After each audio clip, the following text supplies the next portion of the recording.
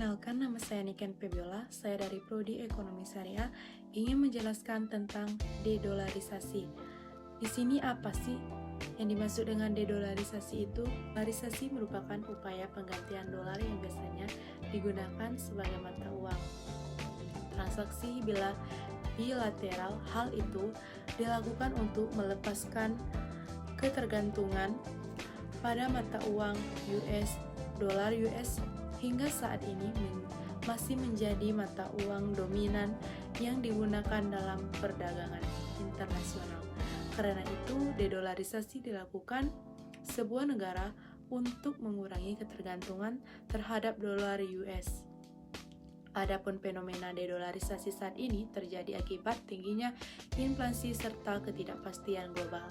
Salah satu musababnya adalah karena dalam beberapa tahun terakhir, Amerika mengalami defisit neraca pembayaran.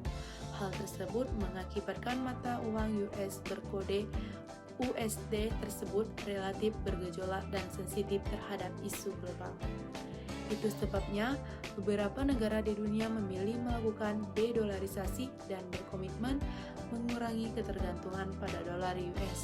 Bahkan ada negara aliansi BRICS digadang-gadang akan membuat alat pembayaran baru sebagai cara melepaskan dolar US serta euro saat ini. 5 negara tersebut telah menggunakan mata uang masing-masing untuk transaksi antar negara. Bukan hanya aliansi BRICS, 10 negara anggota ASEAN baru-baru ini juga sepakat mengurangi transaksi menggunakan dolar US dan menggantinya dengan mata uang lokal atau local currency transaction (LCT). Adapun keuntungan dedolarisasi untuk Indonesia, upaya meninggalkan dependensi terhadap mata uang US memiliki keuntungan tersendiri bagi Indonesia. Mengutip Tempo.co, Kepala Ekonom Bank Permata Joshua Pardede menjelaskan, dedolarisasi yang dilakukan Indonesia memiliki beberapa keuntungan. 1. Ada stabilitas rupiah. 2. Hubungan dagang lebih erat. Adapun ketiga, hemat biaya perdagangan.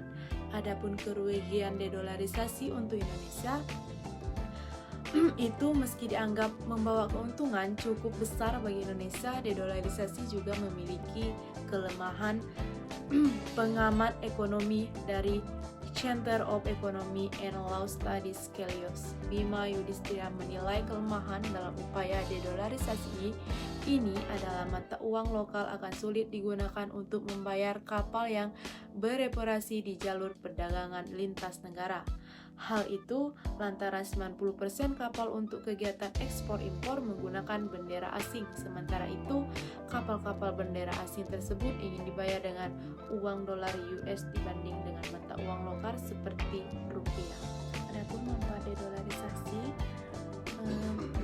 manfaatnya itu yang pertama ada kedaulatan moneter. Dedolarisasi memberikan negara atau wilayah kontrol penuh atas kebijakan moneter mereka.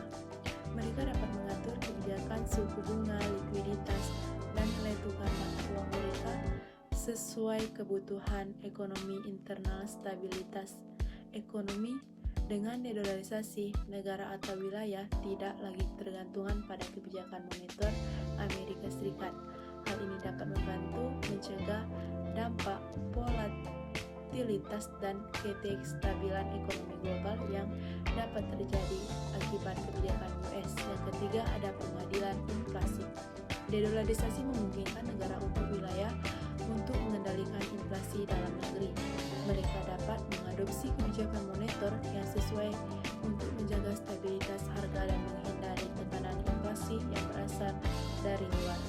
Adapun dampak bagi Amerika Serikat yaitu negara dengan utang publik yang besar. Jika dedolarisasi terjadi secara signifikan, pemerintah Amerika Serikat mungkin menghadapi kesulitan dalam mendapatkan dana dari negara lain untuk membiayai defisit anggaran dan membayar bunga utang. Hal ini dapat berdampak negatif pada stabilitas fiskal dan kondisi ekonomi Amerika Serikat. Dedolarisasi dapat memiliki dampak negatif bagi Amerika Serikat antara lain. Yang pertama, pelemahan nilai tukar dolar karena penurunan permintaan, penurunan daya tarik investasi, mengurangi aliran modal asing, pengurangan kekuatan dalam mengendalikan suku bunga global, perubahan dinamika perdagangan internasional, dan meningkatnya biaya transaksi, kesulitan dalam membiayai defisit anggaran dan membayar bunga utang. Meskipun demikian, adapun perubahan besar dalam dedolarisasi tidak terjadi dengan cepat dan melibatkan faktor-faktor kompleks. Terima kasih.